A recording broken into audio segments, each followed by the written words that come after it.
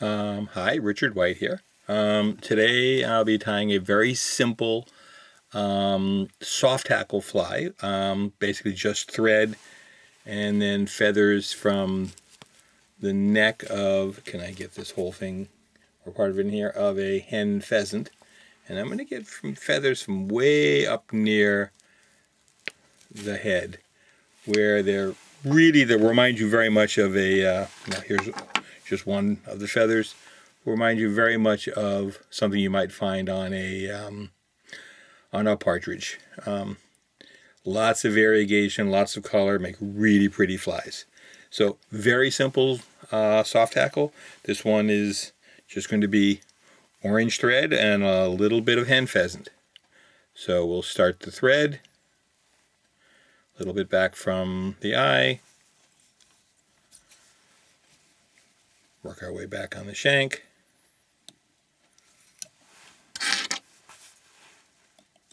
clip off the extra thread. I have another one of these feathers that I've been plucking off of. I'm going to pluck off just a few of the barbs off of one side. I'm going to use those as the tail. Lay them on top of the shank, pin them with my fingers. A few turns of thread to make sure I like the way they're sitting. Come back a little further. They're already sitting nicely. Now I'm just going to use thread, touching turns, coming forward, and I'm going to gradually build up the taper of the body just using the thread. So this is going to be just lots of repetition, going not quite to the back, touching turns, moving not quite to the front each time, going a little shorter distance, so I'm building up a little bit of a profile here, a little chunkier towards the front, a little thinner towards the rear, but not really worrying about building up a very thick body here.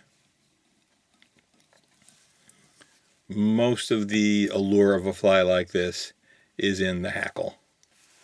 Alright, so build up a small body. Now I'm going to take one feather and use that to wrap the hackle. So start by removing the fluff at the base, basically any part you don't want. To simplify preparing it for winding, take a pair of hackle pliers and grab just the very tip of that feather, then pull back the rest of the fibers. Then I can clip off most of that, leaving just a little short triangle that I can attach. Excuse me. Having to switch hands, which makes it harder, so I'm going to go back to holding it with the hackle pliers so I can get a good grip, so I can pull back all those fibers. There we go. Just a few turns to thoroughly bind that down, but keep it out of the eye. Again, back to the hackle pliers. This is one of those cases where these feathers will tend to twist a little bit, but if I can use the hackle pliers, I can keep them from twisting as I wrap. Fold the hackle back, pass it underneath, grab it again, fold and wrap, and we're just going to keep that till we use up the entirety of this little feather. Fold and wrap. Some people prefer much sparser. I prefer them a little fuller. Purely your option. Fold and wrap. Fold, and I'm pretty much near the end of this feather, so come up, let the hackle pliers drop down so I don't trap any more fibers. 2-3 times around, get my fingers between my thread and what I'm about to cut so that I only cut the stem and not my thread.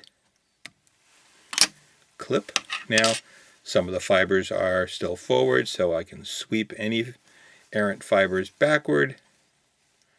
Just a few turns to hold it back, create a very small head, and we're almost finished. So now pull my thread out. Now I'm going to keep the bobbin out toward me and let it hang, let the weight of the bobbin keep tension on the thread.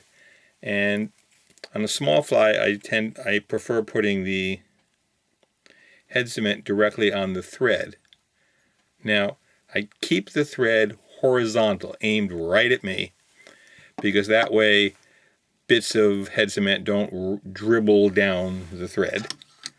Horizontal, gravity's not going to get in my way. Then I can whip finish.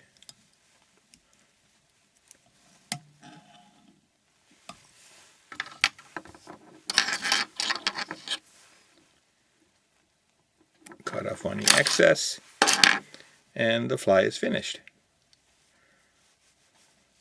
You can manipulate the fibers as you like, and you have a very simple, effective soft hackle wet fly. Now, some people tie them without tails, tie them in a variety of color combinations. This one is I've found particularly effective. Go have fun, tie a few. If you have any comments or questions, feel free to leave them down below. Thank you very much.